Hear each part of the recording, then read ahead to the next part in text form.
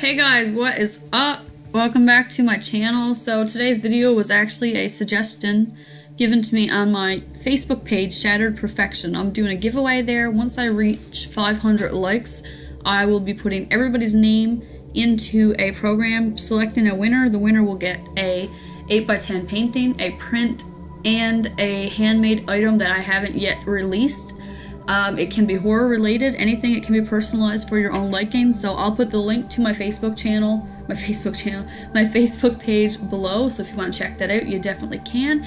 Anyway, this is another short documentary, serial killer documentary. They wanted to hear about Richard Ramirez. I don't even know if I'm pronouncing his name right, but I watched his documentary not that long ago, and I thought it was a pretty interesting. He's a murderer. So anyway, he was born 1960 and he died in 2013. He was also known as the Night Stalker. He's an American serial killer who killed at least 14 people and tortured dozens before being captured in 1985. He was born in Texas, which is the same year as my mom, 1960. He killed at least 14 people, raped and tortured at least 2 dozen more. All during the spring and summer 1985. When he was a child, he developed epilepsy, he became a heavy drug user, and even cultivated an interest in Satanism, thus being the calling card for investigators at crime scenes, because he would leave markings and symbols all over the wall with the victim's blood. In 1989, at his trial, he was sentenced to death. However, he spent the remainder of his days in California's San Quentin prison and died from cancer on June the 7th, 2013 at the age of 53 years old. Personally, I think he should have been executed by electric chair, when they caught him. But you know what? They let him live, which is bullshit. But anyway, he was the 5th child of Mexican immigrants and has reportedly sustained multiple head injuries at an early age. After being struck by a swing at age 5, he began having epileptic fits. Upon reaching adolescence, he was heavily influenced by his older cousin Miguel. He was returning from war. He fought in the Vietnam War. They smoked marijuana together, and Miguel would tell him stories on how he tortured and mutilated several Vietnamese women. Even showed him pictures for evidence, and he was only 13 years old, so he had kind of a little bit of he was troubled, right? So when he was 13, he witnessed that same cousin murder his wife. Now, when you're 13 years old and you're seeing somebody be murdered, yeah, you're gonna be a little bit fucked.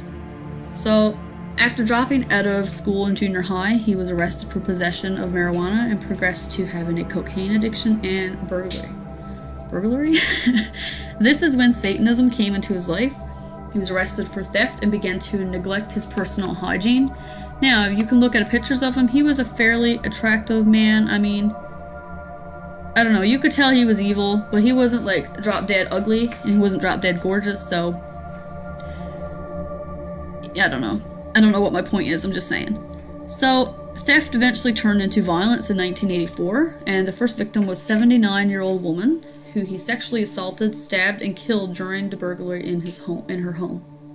So after this followed a spree of brutal murders and left dozens of victims in its wake. It took him 9 months to strike again after this incident. But once he struck, there was no in-between before he continued. In 1985, he attacked a woman who managed to escape.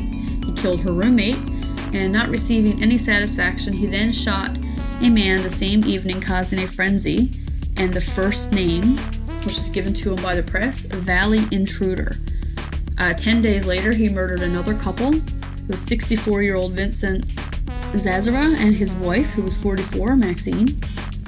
He used a similar attack, and this attack actually became the pattern. So first he shot the husband, and then he assaulted and stabbed Maxine to death. In this case, he actually gouged out her eyes, which is pretty gory. So the pattern of attacking the elder continued over the next few months, and his murder rate escalated. Claimed another dozen in a frenzy of that pattern, burglary, then assault, violence, and a satanic ritual. It was by this time that the LA Police Department responded by putting together a dedicated task force with the help of the FBI. So all the attention from surviving victims, it caused him to leave in August, and he headed north to San Francisco, where he took down 2 more victims. Again, he left the exact same pattern with the satanic symbol, and if you notice in some of the pictures, he actually had it on his hand as well, so he was just a little bit weird. The press coined the name the Night Stalker, which suited him, I guess I'm quoting in the airs if you can see me, as most of his assaults took place at night in the victims' homes. So in August 1985, on the 24th, was the last night of terror that led to his capture. He was spotted outside a Mission Viejo home, where he unwillingly left a footprint before the witness took note of his car and license plate. He then raped another woman, shot her fiance, abandoning his car, complete with enough fingerprints to match his criminal record, and enabled the police to finally put a name to Night Stalker. Media and national TV coverage featured his prison photo, along with a series of clues from witnesses and survivors.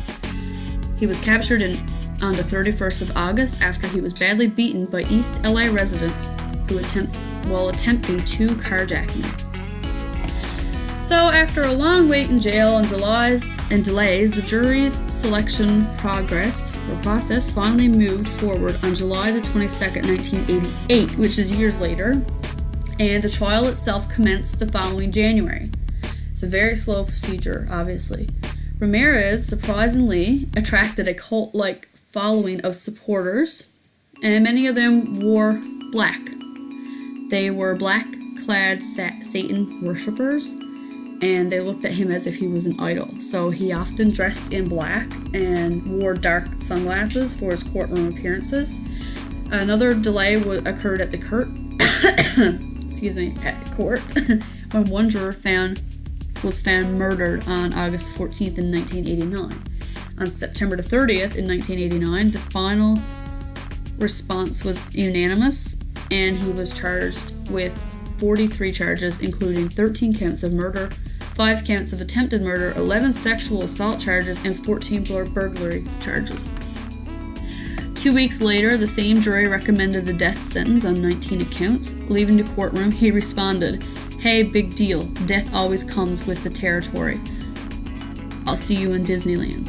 That is actually a quote I've seen on a lot of pictures, a lot of t-shirts. It's kind of creepy. The convicted murderer was he was sentenced to death in a gas chamber on November the 7th, 1989, and was sent to that prison in California, and that's where he spent the remainder of his days. So what happened next? So while he was incarcerated, he married one of his supporters, 41-year-old Doreen, which I don't know why she married him, but whatever. Love is love. His long-awaited appeal finally made it to Supreme Court in 2006 before being rejected. He was eventually linked to more vicious crimes. In 2009, a DNA sample connected him with the death and rape of a 9-year-old girl in San Francisco from 1984. After nearly 24 years on the death row, he died from cancer, which was pretty much easy. I've seen people go through cancer, and it is the saddest thing in the world, but he should have suffered more. So, like many infamous killers, the tales of Richard Ramirez's gruesome actions have fueled creations in art and popular culture. There was a character featured on an episode, actually, of American Horror Show in 2015, I think. And then again, there was a dramatized version of his life, actually, on A&E's The Night Stalker, and Lou Diamond Phillips played as his character. So down below, I've attached a link that has a little documentary from a YouTuber who he has pretty good, or she, whatever it is, has pretty good videos and documentaries on there. And that's about it. So to whoever suggested this video, I hope you liked that really long spiel. If this is something that you like and you want to see me do or whatever, just let me know in the comments below. If you think it's a waste of time, just let me know in the comments below. I think it's interesting. It also lets me bring in some more thoughts on serial killers and hear stories on people that I didn't really know much about. Now, I did know about this guy and Ted Bundy, but I have been researching since this has been requested. So, anyway, if you have any serial killers that you want me to do a little short blurb on, just let me know in the comments below. If you're new, don't forget to subscribe and like this video. And until then, I will see you guys at my next video. Thanks for watching.